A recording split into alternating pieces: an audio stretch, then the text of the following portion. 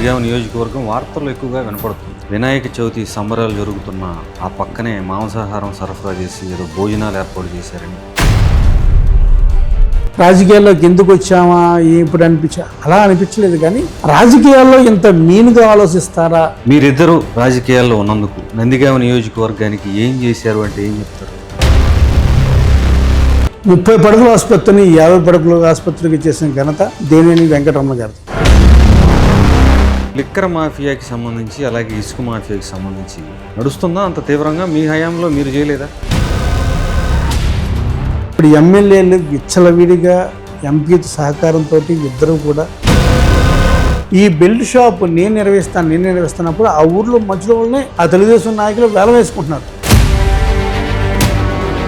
నందిగామ నియోజకవర్గం మీరు గెలిచిందేమో 10,000 ఓట్ల మెజారిటీతో, మొన్న మీరు ఓడిపోయిందేమో 27,000 మెజారిటీ.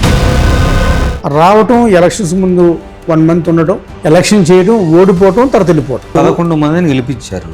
మీకు ఎంత టైం ఇస్తే అంత, అది వాడుకోవచ్చు కదా.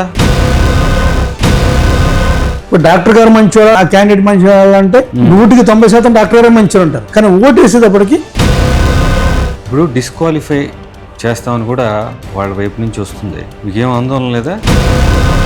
టీడీపీలో కొంతమంది ఎమ్మెల్యేలు బయటకు వచ్చి పోటీ చేస్తారా? బీజేపీ ఎమ్మెల్యే ఎవరైనా బయటకు వచ్చి పోటీ చేస్తారా? చేయమనండి.